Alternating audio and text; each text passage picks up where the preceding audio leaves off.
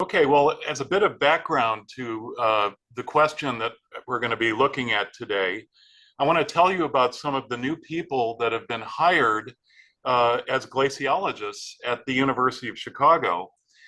In particular, since my retirement, two new glaciologists have joined the faculty here at the university. One is Meghana Ranganathan, who has done her PhD at MIT and is joining after a postdoctoral period in the lab at Georgia Tech with Alex Robel. And the other faculty member is Celeste Labdez, and she got her PhD at Caltech and has done a lot of research on glacial seismology or cryoseismology. But in addition to these two glaciologists, another scientist joined the faculty at my department, and his name is David Keith. And many of you may have heard of him and may kind of think of him as the J. Robert Oppenheimer of climate engineering. He's one of the people that is the greatest advocate of doing what is called solar radiation management as a mitigation or as a remediation for global warming. He was previously at Harvard University, but he was brought to the University of Chicago because the president of the University of Chicago, President Elevisatos, who's brand new at the university, made as part of his negotiation to join the university that he would have permission to hire 25 new faculty members, maybe 25 postdoctoral researchers, and have lots of visiting scientists who are working on, among other things, climate system engineering. So this is something that's happened in the last 2 years. And the first thing that happened as a result, well, I'll point out that we're busy hiring faculty members, visiting faculty members, and postdoctoral researchers. And those of you who are looking for a postdoctoral position, we are hiring people to look into interventions affecting glacial ice and sea level. And the position comes with a reasonable salary plus research and travel funds. So I just put that out there in case you need it. But anyway, the first thing that happened in the wake of the startup of the Climate Systems Engineering Initiative at the University of Chicago was a glacial geoengineering workshop that I decided to organize along with my new faculty colleague, Meghana Ranganathan, and a longtime old colleague, John Moore. He's with the University of the Arctic in Finland. He and I used to go to rock and roll concerts in Cambridge, England, back in the day. But anyway, we organized a workshop that occurred I have to learn my buttons, about a year ago at the wonderful David Rubenstein Forum on the University of Chicago campus. You can see from that picture that the building looks a little jumbled, and off in the distance you see the tall skyscrapers of the city of Chicago. And at this workshop, it was 2 days, we discussed glacial geoengineering, and we decided that we would apply the Chatham House rule to this meeting. So that means I'm not really allowed to tell you what any specific person said during the meeting. It was felt that if people knew that they could be on record for saying something, that perhaps they wouldn't be as willing to discuss what is obviously going to be a very contentious topic of discussion. Not to be outdone, about a month and a half after the University of Chicago had its glacial geoengineering workshop, Stanford University also had a glacial geoengineering workshop. I did not attend that, but it was very similar to the one at Chicago, perhaps a bit bigger. And if you want to read about these two workshops, they were reported on in the New York Times with this interesting article that has a odd title to it. Can $500 million save this glacier? I know all of us would like to say, can $500 million help our research programs? And I think we would all at least be on agreement saying that it would indeed help glaciological research.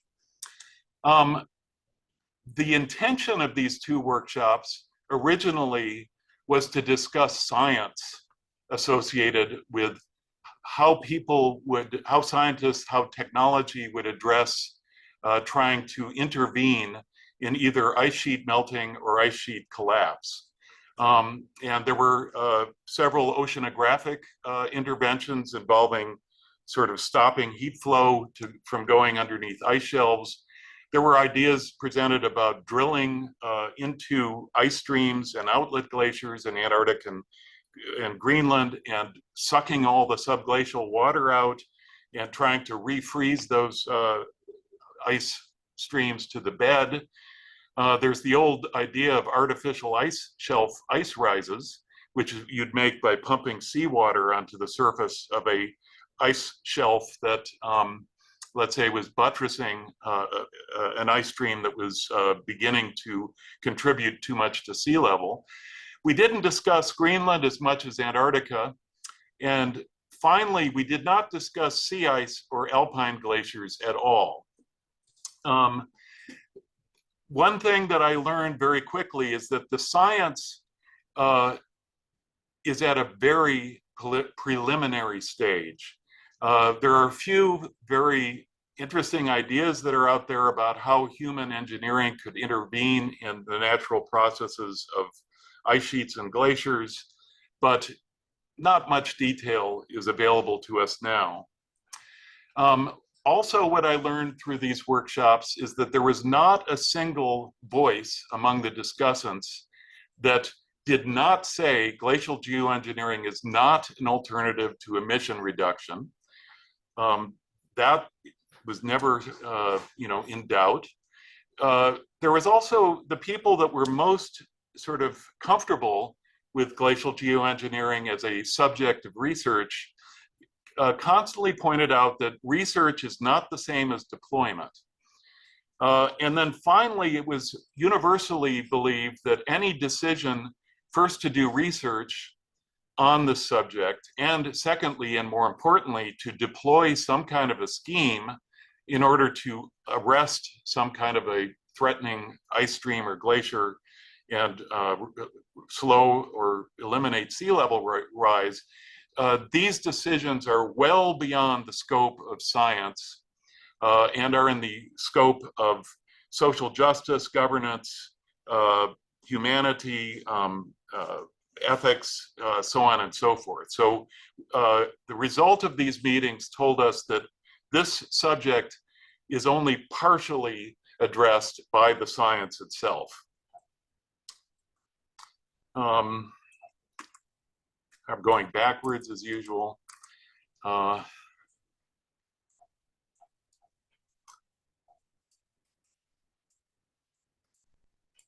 So one of the results from this set of workshops was a white paper called Glacial Climate Intervention, a Research Vision. And the intention of this white paper was to both tell the community about what we discussed, but also to try to get the policy-making community, the people who decide on what research to fund in glaciology and in earth science in general, to try to put in front of them the fact that glacial climate intervention is something that is of concern to our community and to humankind in general. And if any of you would like to see this report, I put a link to it in the chat.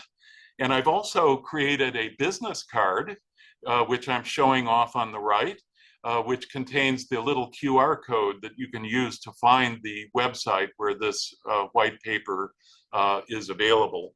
One of the first inklings I had that glacial engineering as a subject was controversial came about in the process of trying to find authors to help me write this white paper. You can see the author list over on the left, and it includes my wonderful colleagues, Ken Mankoff, who I sort of met for the first time through all this. He's a wonderful colleague.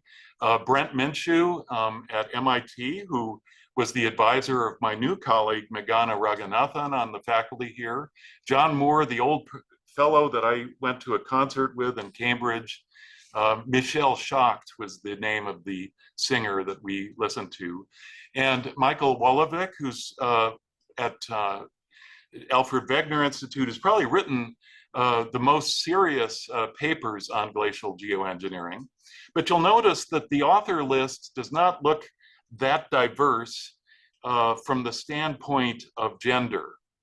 And the first thing I learned was that many of the other gendered people who attended the workshop were reluctant to join an author list on a white paper, not so much because they disagreed strongly with the other authors, for example, me, but rather because they felt that there could be some kind of retribution or damage to their reputation or career that would come from the scientific community, specifically from the community that disagreed vehemently with the idea of any kind of geoengineering. So that's where I learned that glacial geoengineering was controversial. So what I'm going to do for the rest of this period, in addition to hoping that there will be a discussion, is go through what I call pros and cons of glacial geoengineering. This is basically the pros as to why we think about it at all, and then the cons are the points of contention and real concern that it's not a good idea to be involved in this. And when I use the word pro, I do so with full realization that there is no such thing in a pro when we're talking about mitigating a very serious problem that our world has in this day and age, namely global warming and the fact that glaciers and ice sheets are going to contribute to sea level rise at a greater rate no matter what we do. So before I go on, one of the pros of doing glacial geoengineering research is that it gains knowledge in advance of any kind of deployment that might be considered. And generally speaking, many of the advocates of glacial geoengineering say that knowledge in advance of deployment is worth it. It certainly plays both sides, meaning knowledge that reveals flaws or reveals problems is as important as knowledge that gives us a sense of optimism, for example, for intervening in sea level rise. Another pro, this is probably the most important pro, and that is that sea level rise from, let's say, Antarctica is probably confined to just a few geographic areas. For example, the grounding zone of the Thwaites Glacier is one that's commonly cited. I've never been to the Thwaites Glacier, but looking at it on a map, it looks like a region that's about 100 kilometers by 100 kilometers. And it might be better, I don't know for sure, but some people say it might be more economical to respond to sea level rise by doing something at the point of sea level discharge by the West Antarctic ice sheet, rather than relying on a multitude of efforts to deal with sea level rise that go around the coastlines of the world.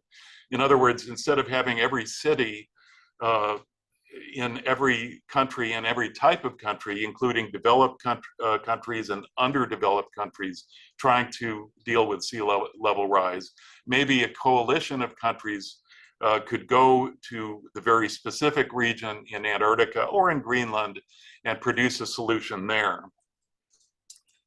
Another pro is the impression that social justice issues are minimal for glacial geoengineering, and this is quite a contrast to how people think about solar geoengineering. Put it this way, there's no indigenous human population in Antarctica. There is in Greenland, but not in Antarctica. So, for example, a geoengineering project in Antarctica would not necessarily impact local people and put them in a situation where their interests are being secondary to the interests of people that live far away and in rich countries, et cetera, et cetera. I keep going backwards. For some reason, here's an example. Another consideration is the fact that it may be that we've already passed the point when the ice sheets have responded to global warming. You see, for example, in this CNN headline, that some glaciologists, some scientists are saying that we're already at the point where, for example, Thwaites Glacier is starting to collapse, and sea level is inevitably going to rise by 3 meters over the next few hundred years, regardless of what is done in the future, let's say with carbon emissions. So the decision to research and deploy glacial geoengineering, unlike for solar geoengineering, may be independent of future carbon emissions. Finally, another pro is that geoengineering might be able to slow, not stop, but slow the rate of sea level rise to the point where, again, it would be a more economically viable and humanitarian positive result for the world going forward through the next few centuries. Another pro is that we are giving knowledge and a greater range of choices to future generations if we do research on glacial engineering now.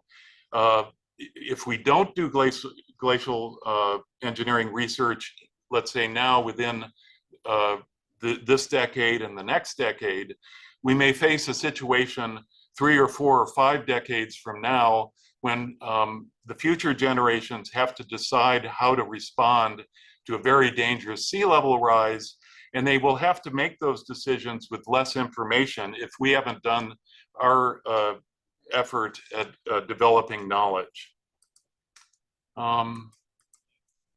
How do I go? Okay, so now we're going to get into the cons. And the cons of glacial geoengineering are probably more interesting than the pros, I'll have to say. And I'm going to say that the cons are genuinely articulated. They are well considered and sobering.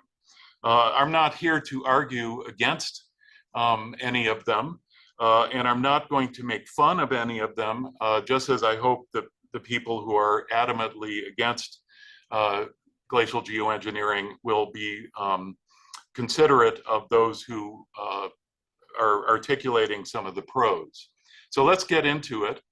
The most important con is that the mere idea of glacial geoengineering could be a deterrence to decarbonizing the world's energy system. There's a fancy word for this. It is called mitigation displacement. And this is the first thing that people think of when they hear about any kind of climate geoengineering or glacial geoengineering.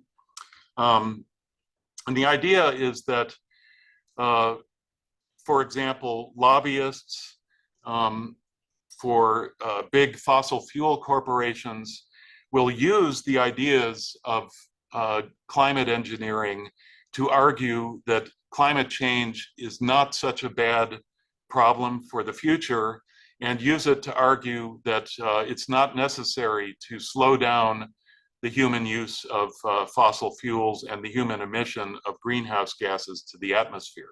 So that's one of the sort of main concerns. Another main concern is that if there is a deterrence to decarbonizing, the social cost of carbon will go down. And if the social cost of carbon goes down, then nations will be less willing to regulate how they use carbon in their energy systems, that sort of thing. I found out today a great deal about this deterrence to decarbonizing, because just today, October 23, just an hour and a half before this global seminar, there was a seminar here at the University of Chicago on exactly this topic. And I've underlined, we focus in particular on the claim that frequently advanced to reject research and study on solar geoengineering, that it would harm total climate response by displacing or weakening emissions cutting efforts.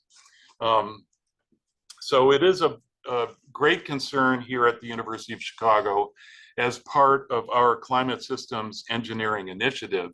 By the way, when I was at this little seminar and discussion, I learned all the dirty tricks that people use to put down the criticism of geoengineering, that it would be a deterrence to cutting carbon. Here is the most sort of awful, shucks, that's a terrible criticism that I heard, and that is, the criticism is analogous to arguing that giving sex workers medical checkups would encourage illegal sex trafficking. That was one that I heard. Another one I heard is for communities to start up needle sharing programs in poor neighborhoods where there are lots of drug addicts would encourage drug addiction. And then a third one that I heard was doing research on chemotherapy for lung cancer would encourage people to smoke more. Those are some of the really bad and nasty ways in which people come back at that con in a state of argument. So let me go back here. Another con to geoengineering is that it would provide an incentive to avoid adaptations and local mitigation. And we see this all the time in river valleys. For example, efforts to engineer the Mississippi River and keep it from flooding here in the North America just encourage people to live in the flood zone. So that's another con of glacial geoengineering. Turns out that glacial geoengineering is used to promote false information and conspiracy theories. In fact, on the 1st of October, conspiracy theorists and vaccine skeptics were announced to have a new target, and that is geoengineering, mostly associated with solar geoengineering. But one of the cons of geoengineering is that conspiracy theorists tend to attack it. Another important con is what is called moral hazard. And the strict definition of moral hazard is that our generation makes a decision that we, as our generation, do not suffer the consequences from. The consequences will be suffered by people in the future. So therefore, our generation, when we decide, for example, to commit to some kind of geoengineering pathway, we are committing people who will be living long after we die to the process of ceaseless maintenance of the engineering system that we decided to start. And maybe they would object to our decision. There's also perverse incentives. This is a word that is used to describe flood insurance here in the United States for what happens when there is a multi-billion-dollar hurricane that goes ashore. The insurance companies and the federal government here in the United States will always come in and fix things after a storm surge from a hurricane, thereby not encouraging people to consider other adaptations to climate change that might in the long term be better. And the other thing is that the perverse incentives of the insurance company and of, let's say, doing geoengineering schemes are likely to benefit the more affluent parts of our society than the less affluent. And there was a paper published in 2015 on the perverse effects of subsidized weather insurance, meaning our efforts to become engaged in responding to climate disasters, such as what might happen with Antarctica and Greenland, causing a sea level rise, might, in an opposite sense, encourage people to be, to move to places where they are at more danger to sea level rise rather than less danger. Another great, commonly cited objection to geoengineering is what is called termination shock.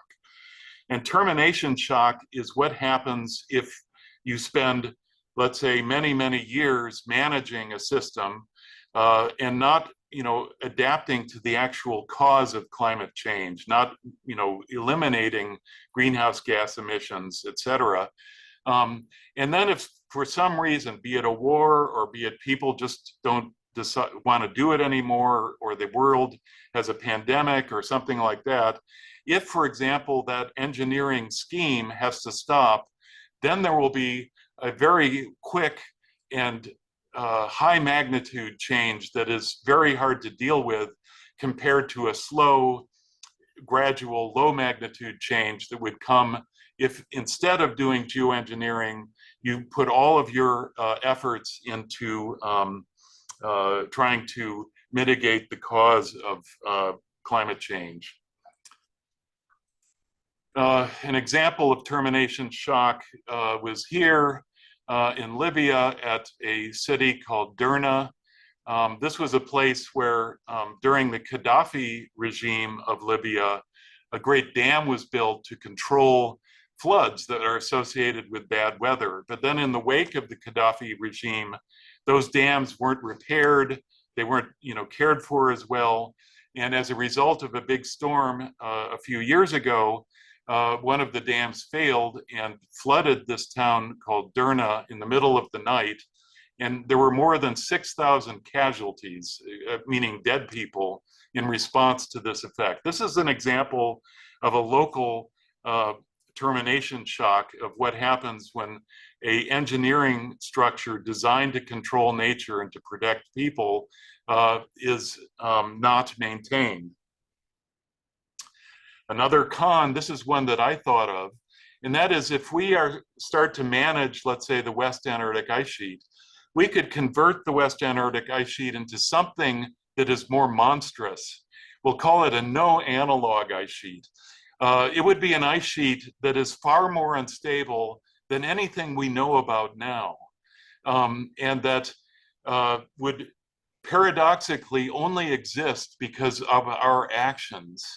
And this could mean that the future is then confronted with an ice sheet that's far more dangerous to humankind than the ice sheet we have today. There will always be collateral harms and consequences to geoengineering, such as ecological damage to the seabed. If we put up barriers to hot water going underneath ice shelves, we could break the Antarctic Treaty. The Antarctic Treaty is the most successful treaty on our planet, and we would have to break it, I think, to do glacial geoengineering. And finally, we could inadvertently shift some of the heat to other ice streams, causing warming there away from the places where we think sea level rise could come from today. Finally, there's mission creep. An example of mission creep is with, again, the Mississippi River. The Mississippi River probably represents a geoengineering feat of humanity that far exceeds what would be needed to deal with West Antarctica. The first levee was built by the French in 1717. And since the River Control Act of the US Congress in 1928, the Mississippi River has been bound, channelized, steered, and controlled by levees. And as a result of that, the Mississippi River is now a far more dangerous non-analog entity than it used to be when it was purely natural. And it requires far more geoengineering to keep it under control than what was envisioned when geoengineering of river floods first developed. Another con is that science does not have an encouraging track record when it comes to big engineering projects. The University of Chicago is now engaged in almost a Manhattan project of investigation into the science and engineering of climate intervention. The last time the University of Chicago got involved in a big science project, it was the Manhattan Project, where Compton and Urey and many other, Leo Szilard, were busy trying to enrich isotopes and improve metals for the purpose of making an atomic bomb. And as that research developed, turns out many of the scientists at the University of Chicago felt that their research had been used to produce something so terrible that it should not be ever deployed. And James Frank, a professor at U Chicago, Glenn Seaborg, and Leo Szilard at the University of Chicago. Glenn Seaborg was the chemist that discovered plutonium. Leo Szilard was the person who, with Albert Einstein, wrote to President Roosevelt asking that the Manhattan Project be started. At the end of 3 years of research, they were desperately trying to stop the use of and deployment of the science that they had developed. But the decision to deploy is not a scientific decision. It goes into the other hands. And finally, there's the moral reluctance to denaturalize nature. You know, do we really have a moral right to try to intervene in nature? And this is a purely ethical and philosophical point of view. And one of the odd examples of, you know, intervening with nature has to do with the pupfish of Devil's Hole that is discussed in a wonderful book called Under a White Sky. And my recommendation to all of you is that you read 2 books, one by Elizabeth Colbert, a wonderful journalist, on the topic of geoengineering. And it turns out Elizabeth Colbert is well known to our glaciological community, and we know her quite well. Just October 7th, 2 weeks ago, she published this paper in the New Yorker magazine, where she describes her trip to a drill camp and with various glaciologists around the Arctic. So I recommend that you read her book. And I also recommend that you read a book by John McPhee. He's quite old right now, but he wrote in the 1980s a book called The Control of Nature. And believe it or not, within the Control of Nature book, he also encountered a glaciologist, a very famous one, the late Barclay Cam. So anyway, what I recommend is that we all read, and what I want to do at this stage is stop dominating the conversation and to turn over everything to the audience to ask questions and to make comments that are about the question that has been raised in this seminar. So that is the end of my presentation, Tavi, and I will open it up to you. Okay, well, thank you very much, Doug. There's been an active and interesting side discussion on the chat. It's clear that this is a controversial topic, which I think you probably knew before you offered to give the seminar. So I'm going to ask people to ask questions, make comments, whatever it is. If people want to make a comment back, you may get at some point cut off if it turns into something very long. So questions for Doug to answer, absolutely. Comments, if you can keep them relatively short to allow everyone to speak, because I think there is going to be quite a lot of people who want to speak. Eric, I can see you've got your hand up. If you want to ask a question, either put your hand up or pop into the chat that you would like to ask a question or make a comment. So we'll start with Eric. Okay, thank you, Doug. That was very interesting. You started off by saying, or you made the good point, that there's a difference between agreeing to research and agreeing to deployment, but I'm not really sure that's how you followed it through when you gave the talk. Because you really talked more about the hazards and the pros of deployment. And I think, I mean, I've been involved in discussions about doing reports on solar geoengineering, which I'm vehemently against. And when I hear people talking about this ice geoengineering, I just say it's madness. But nonetheless, I wonder whether the research actually makes it more likely to happen or less likely to happen, and therefore whether we really should be quite so censorious about doing research into it, because I have the feeling that if we do research into it, we're more likely to uncover the problems and say why people can't do it, whereas these balmy billionaires are going to do it anyway if we don't have arguments against them. I'll respond and say, I hear you, and I think you raise an extremely valid concern.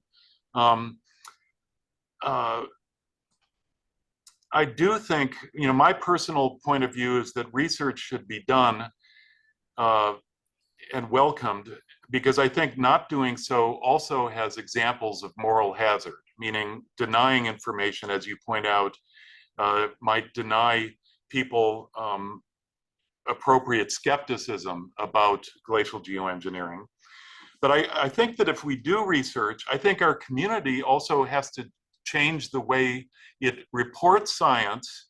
For example, I think the publication of research results and things like that would have to be more open to presenting negative results and failures. Scientists would have to be, who do research in glacial geoengineering, who find that something will not work and that there is a fatal flaw, therefore nothing exciting, their results have to be reported and as stringently as reports which might suggest that glacial geoengineering would work. And our community works in a way where we tend to only honor and admire successful research. We will have to report unsuccessful research with as much gusto as successful research if we are going to go forward and do research in glacial geoengineering. So I'll leave it at that. Doug, there's been a request if you could unshare your screen, possibly. Will do. To allow more people to be seen as people. Great, thank you. So Kerim, I think, is the next person with a raised hand. Is that?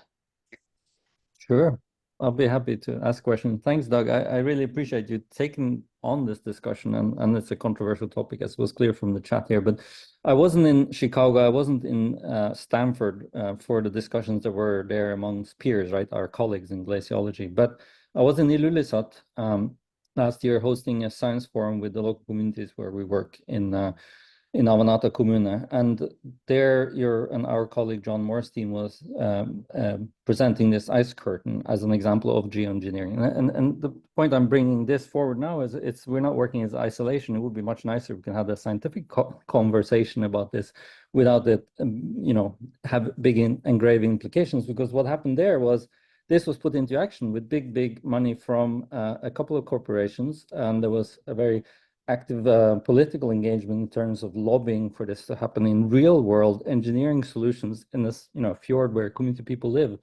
And it really impacted, in this case, Greenland, the population severely, in the case that they became extremely offended, extremely not aggressive, but very angry and upset.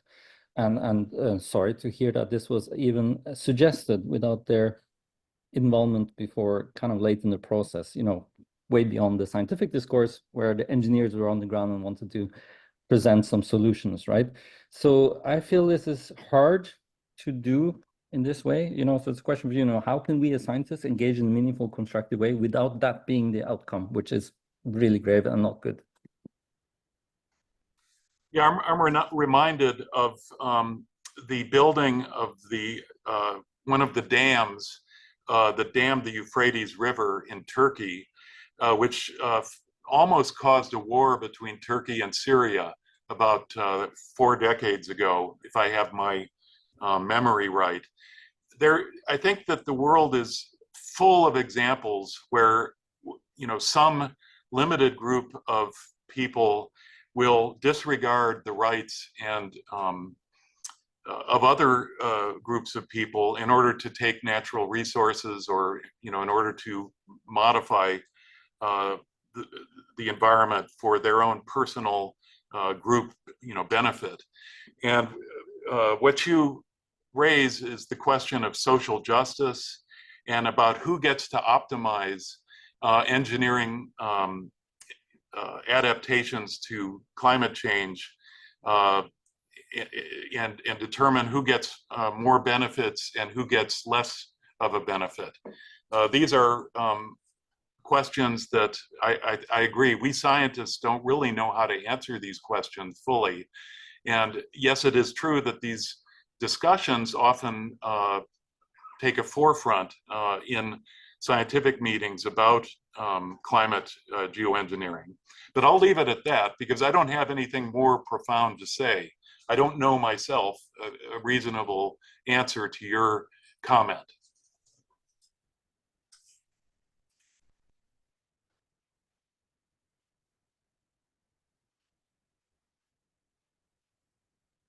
Sorry, I was muted then. David, do you want to go ahead and ask your question?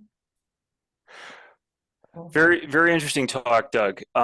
I had one question. This, I think, sort of follows from Eric's question earlier. So you've referred to this Climate Systems Geoengineering Initiative at the University of Chicago as somewhat analogous to the Manhattan Project, or a Manhattan-like project. To that end, what are the university's goals here? Is the university looking with this initiative to be focused purely on the theoretical and publishing papers in the usual literature, or is the university, the broader strategic goal of the university here to actually be conducting experiments at whatever scale, but experiments in the real world? Well, I don't really know the answer to that because as you know, universities can be very opaque in terms of their politics and their intentions, that sort of thing. I can say that the founding director of the initiative is a scientist, David Keith, who has proposed to do actual experiments with solar geoengineering and has found that those experiments were objectionable, and a stop was put to one that was supposed to occur a year ago or 2 years ago in Sweden, where something like 1 kilogram of material was going to be scattered around in the stratosphere to see what the consequences were on solar radiation. And that experiment was halted. So my hunch and guess is that most of what the university will do at first is with theoretical work and numerical modeling. But ultimately, we know as scientists that you can't you know, you have to at some point do observations on actual experimental modifications of the real world. So I kind of expect that that will be on the horizon at some point.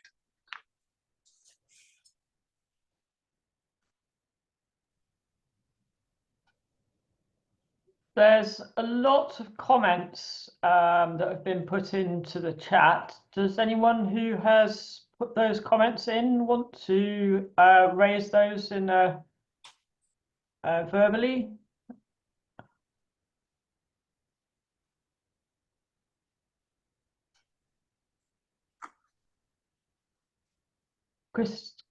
Christina.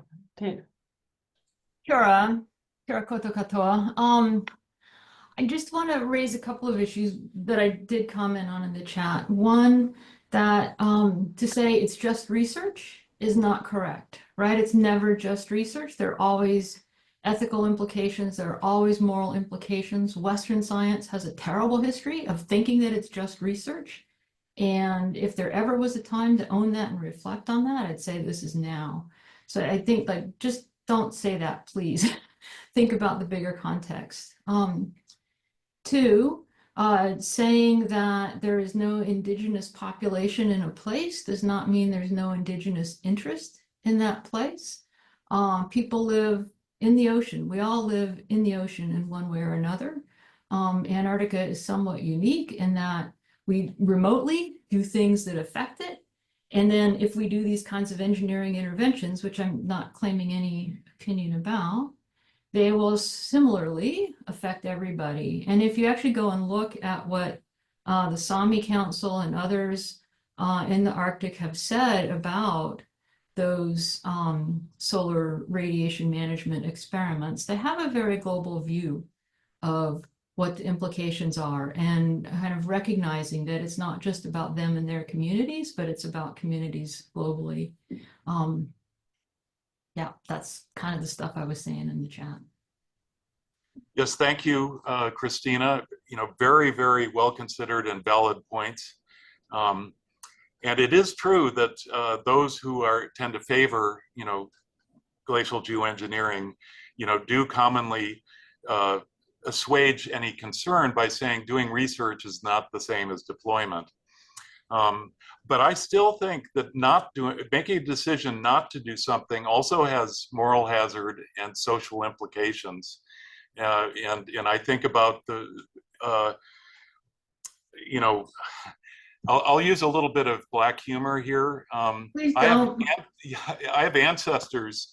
My middle name is Reed, and I'm related to the clan that was in the Donner Party that was trapped in the Sierra Mountains in the middle of the 1800s and had to resort to cannibalism to survive through the snowy winter. And that the lesson is that when pressed hard enough, people will slip down the slope and be willing to do things that are, more heinous and more negative. And that's why I think that having knowledge developed from legitimate research, ethical research, is still a valid and useful thing that generations in the future should have, just in case those future generations are confronted with, let's say, small actors or rogue states or whatever that might want to deploy some kind of a geoengineering solution to mitigate some very localized problem at the expense of other groups. So I'll leave it at that. Rob.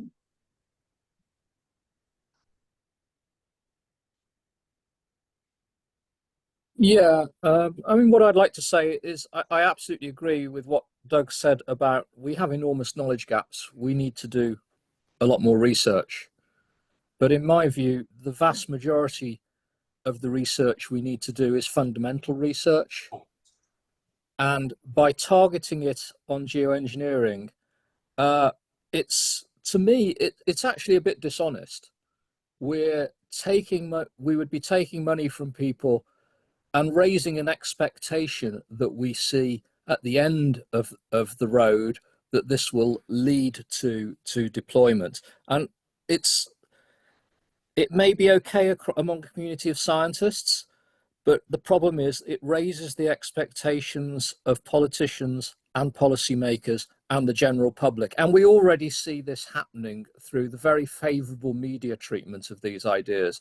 We see journalists and the public getting enthused by them in the way the coverage is not even balanced, let alone reflecting the actual balance of scientific opinion.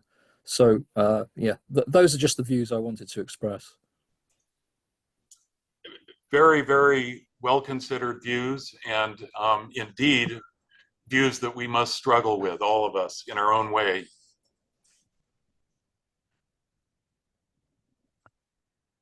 Martin, do you want to? Sure. One thing I have come across and struggle with a bit is the public perception. If you participate in a workshop like Sanford, which I did, immediately the reporting in the press is that, you know, scientists are discussing geoengineering, and that immediately gives it an aura of being legitimate and maybe way more advanced than any of the attendees of the workshop, for example, would ever say. And I've myself been misquoted, you know, in places like the Atlantic Review and so on. So the public views this. Everybody who was at Stanford would say that the science is not there. We're a long ways away from anything like that. But when you read the reporting about it, what they see is that there are scientists, they're meeting, they're spending several days talking about this. So obviously there must be something to it. Otherwise they wouldn't be there. And I don't know how to navigate this. I think I don't think it's a good idea to just say we can't talk about it. That doesn't sound scientific to me. But how do you get away from this sort of fake legitimacy that it gives in the public eye when you do talk about it? Wow, what a good question and a good comment. Thank you, Martin.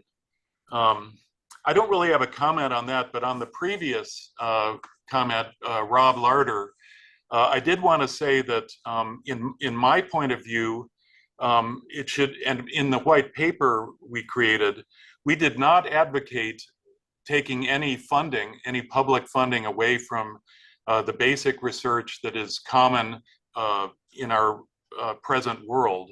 And in fact, that basic research is absolutely fundamental as a starting point to any kind of additional research that would be done on glacial geoengineering.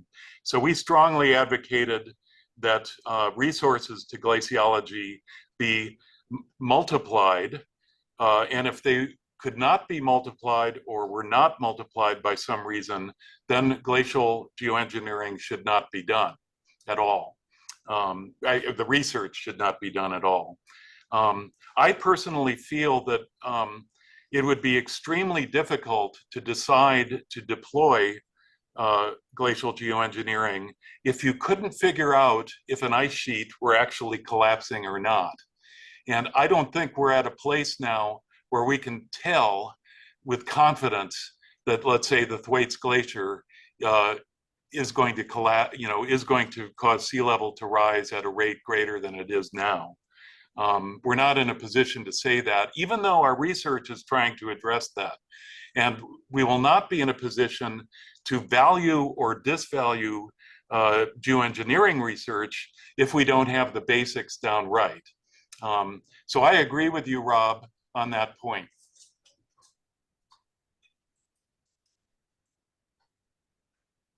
Mike, you've got your hand up, and then Heidi Sylvester will go afterwards. She can't find the button to put her hand up. Okay, thanks, Toby. Just one short observation, Doug, if I may, and then a question. Just one observation about language, and I know you were being very careful with language most of the time. I think just saying there are people against geoengineering is not correct. I think everybody on this call is on a spectrum somewhere from, I haven't spoken to anybody who doesn't believe in some form of carbon dioxide removal, whether that's planting a tree or something more radical. right the way through to the stratospheric aerosol injections, where I think, of course, the agreement is much, much less. So I think we should be really careful about not having kind of a Luddite camp in people's minds, because there isn't one. I think people are on a spectrum. I think the question is quite closely related to Martin's question about legitimacy, and how as you deal with it at Stanford, the Chicago workshop, around the socialization of ideas that, you know, such as sea ice thickening or drilling into glaciers or sea curtains, ideas which it doesn't require much kind of back of the envelope calculations to realize are not practical to deploy at scale to make a significant impact. Sea ice thickening is the obvious one, where the engineers have got some, you know, kind of laboratory, curious, interesting ideas about how to do it. But you only need to understand the scale of the Arctic to realize it just can't be deployed at scale in winter in the Arctic. And I think I'm worried about the socialization of ideas that's happening by very well-funded groups, which then a very small glaciological community are then having to take time away from the work we're trying to do with the fundamental research to kind of play whack-a-mole with this isn't practical for these reasons. So how did the workshops deal with this issue of effectively socializing ideas that are just not practical? The Chicago workshop didn't deal with that question. I can't speak for the Stanford workshop. Your point is extremely well articulated and well considered, and I thank you for making that. All I can say is that right now there aren't many, from my perspective, there are not many papers out there that really, you know, put, you know, glacial geoengineering ideas to rest completely. We all think in the back of our head with the back of the envelope type calculations that a lot of, you know, glacial geoengineering is ludicrous and can't be done. But I do think we need to have solid research satisfying the kind of, you know, review criteria and whatnot to say that same thing to the world. So, you know, I think also that the horse is out of the barn. There is going to be research on glacial geoengineering, no matter what we think or do among ourselves in our community, or how much we disagree or agree. And it is therefore important to decide, you know, what are the standards of research that we want to hold going forward, so that we don't get into trouble with misinformation or construing what we say in ways that are socially unjust or difficult. So I'll leave it at that. Thanks, Doug. Heidi, do you want to? Yeah, hi everyone. Thank you, Tavi, and thank you so much, Doug. And really, really appreciate that we have an opportunity to have a dialogue on this issue today, because this is exactly what we need. We need to have a dialogue as a community to move forward, to make the right decisions. I think, to be honest, everybody here today knows where I stand on that geoengineering spectrum, but I would just like to say something that I think is extremely important, that if we truly care about the importance of decarbonization, because we all say it, decarbonization should be priority number one, please let's make it priority number one when we give talks on these solutions to fight the consequences of the climate crisis. I was just at the Arctic Circle in Iceland, and there were sessions about geoengineering, and they said, oh yeah, of course, this will be an add-on, you know, on top of decarbonization, but no one talked about the co-benefits of decarbonization. No one mentioned that actually decarbonization is happening. So I just want to really insist on this, that if you were to discuss these issues, please make sure you keep decarbonization as priority number one, and focus also on all the co-benefits we will gain from decarbonizing, because I mean, this is what we all truly care about. And again, let's keep the order of priorities the right one. Thank you. Extremely well said. Thank you, Heidi. Absolutely. You know, I will say that the first thing anyone said at these workshops was that this is not a substitute for advocating anything other than decarbonization. And in fact, there's some people that have pointed out that one potential response to geoengineering research as an idea is that they become so horrified and so frightened by it that they become even more interested in decarbonization, that sort of thing. But then again, we have to face the fact that we humans don't have a good record yet for decarbonization.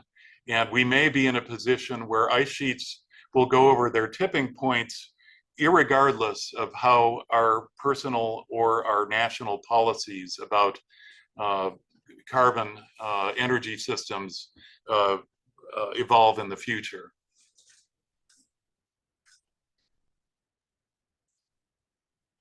Leah, do you want to go ahead? Yes, thank you. I'd love to.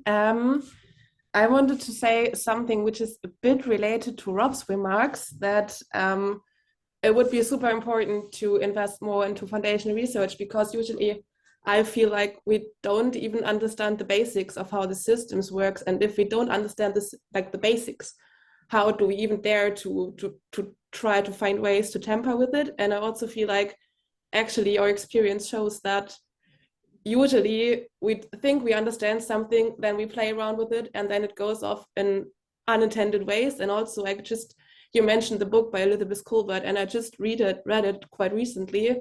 And I think what she actually does in her book is not making a claim for geoengineering, but rather stating that the world we live in and the nature we live in is not nature anymore, but kind of entangled with humans and how humans shaped it.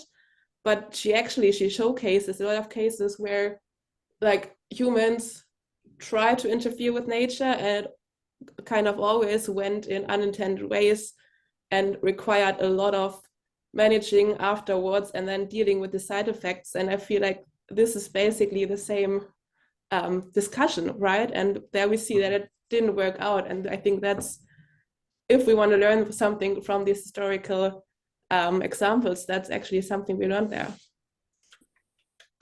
I agree with that, absolutely. And that's why I recommend everybody read Elizabeth Colbert, but also McPhee. He's an older author and wrote in the 1980s before we really worried about global warming that much. But both are excellent books, and I'm glad you brought that up. And also you brought up the lessons that we already probably know, the hazards of, interfering with nature because of what we have done in the past and what we have done already. That's principle number one of going forward. And I'd like to add to that and say that principle number two going forward is that no geoengineering idea should itself be based on anything else other than what we see in nature, meaning humans should only imitate nature if they were to go forward with a geoengineering scheme. But I will leave it at that and be quiet. Ted, do you want to? Hang on. Yeah, hi, thanks. This is, of course, a really tough thing for our community. You said, Doug, before that the horse is out of the barn, and that's indeed true. And what's more is, as a community of individuals, as an unbound community, people are going to be willing to pursue this with funding from folks that have their own objective. I also think that talking about it, legitimizing it a little bit by talking about it, has already been exploited. At COP27, it was clear that there were groups that were talking about the idea that scientists could address the issue of carbon in the atmosphere and the effects that it's going to have. And they were already discussing the prospect of being able to continue to produce oil and gas to get that last few $1 trillion out of the earth before we really do something about global warming. What I wanted to suggest was that we consider organizing groups of people. This would be something at the scale of AGU plus EGU, with statements from the majority of scientists working on glaciers or on the topic area for wherever the geoengineering is going to be applied, and making a statement that is, judging from the comments here and from everybody I've talked to, going to be a vast majority saying that we shouldn't attempt this and that it can't work. In addition, we should probably have a standing committee of people that are prepared to discuss this and address questions about geoengineering, so that it's not just one letter and nebulous, you don't know who to contact afterwards. There are going to be people that are willing to work with these guys. And that's the thing that we need to try to counteract with unified voices and some kind of as I said, a standing committee, a group of folks that are experts that can address questions as they come up, either from reporters or from companies that are maybe debating the idea. Very well said, Ted. Thank you for your comment. I don't really have anything to say in response, other than to say that we also have a responsibility to recognize, academic freedom, of course, in choosing to do research and that sort of thing. So if, I would, in my world or view of the world, I would prefer to see reasonable science answer geoengineering stuff that comes from rogue players using, the scientific method rather than using, let's say, political methods to try to go after the scientists that do this. For example, I would rather see anyone feel comfortable, let's say, being my co-author, writing the white paper on geoengineering, and not fear that there would be reprisals, political reprisals in their career. I would prefer that. I would prefer that the ideas of geoengineering be, if they are to be shot down using our scientific ethics and methodologies and the ways in which we, treat each other, that sort of thing. But I agree with you very much, Ted. Thank you. Well, absolutely. We're not going to outlaw working on this problem. People are free to choose, but it may give the perception, just like with climate change in general, it was 98% of scientists who said this is really happening. And yet for many years, there was almost an equal perception in the media of, well, we find people that still say this is unlikely to have a big effect. And so even though it was 98-2, it sounded even. So we need to try to set up some way of saying, here's what let's say it's 90% anyway, folks that really think this is a terrible road to go down in any way, shape, or form, or with some backing up. That's what I meant by this panel of folks that are aware of the various issues. Christina's asking who would be an expert in this case. I think we can identify folks that are experts in the science of either trying to refreeze or trying to block the ocean, but it would also include, I'm going to guess that Christina would want to include folks that are interested in the social aspects of taking action like this. Yeah. Is there anyone who hasn't spoken who would like to ask a question or make a point?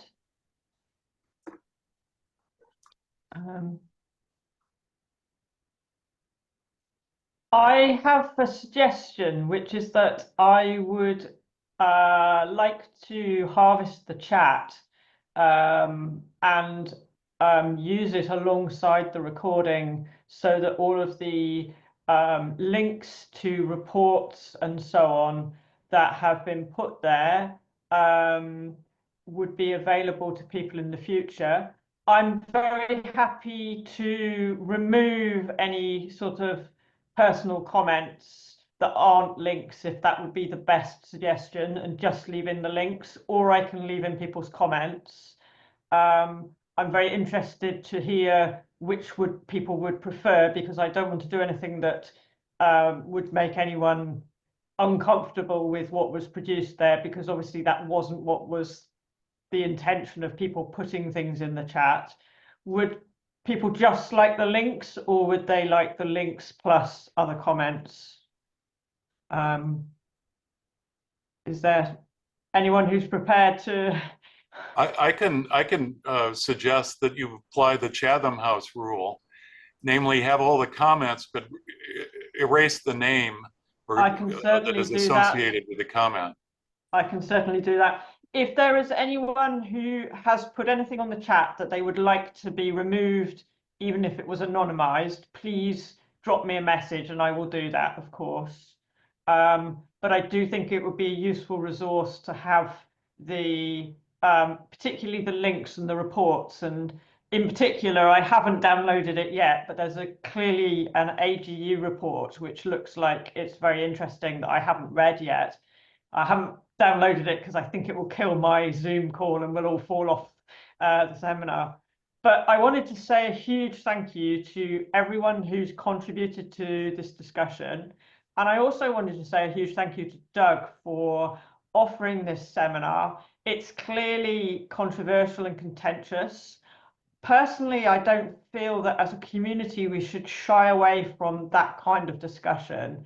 And it is better for us to have these robust discussions that are open and allow people from many different communities and many different perspectives to make their points in a sensible and controlled way. And I just really wanted to say thank you. If there is anyone who would like to present an alternative perspective on geoengineering, and there has been some clear counter kind of arguments put in about, particularly about social justice and different aspects of social justice, please feel free to offer to give a seminar on this topic, but from a different perspective, or get together with a small group to present shorter talks. I think that would be a really healthy way to take this forward. But I just wanted to say thank you so much to the whole audience for everybody's contributions. I wanted to say thank you so much to Doug. And I just feel like that as a community, it's really fantastic that we can have these discussions, even when they're controversial, even when we don't always agree, and we can continue to learn from each other's perspectives. So I just wanted to say thank you to everyone, really. And I'll see you in 2 weeks at the next seminar.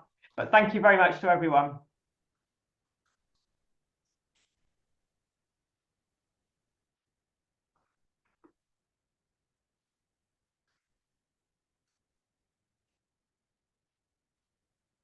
Well, Tabby, I think I'm going to get off the Zoom at this stage. Thanks for being the host. And I enjoyed it very much. I hope I didn't cause difficulty for anyone. But here we go. Thank you for your offer to give the seminar, because I actually think it's important for us as a community to have discussions, even when we have different perspectives, and sometimes one person's perspective obviously is challenging enough from other perspectives to, have some robust comments, shall we say. Right, exactly. Okay. Right. I will see you all. Enjoy the later. rest of your day, everyone. Thank you very much. I'm going to stay on because I need to copy and paste the chat.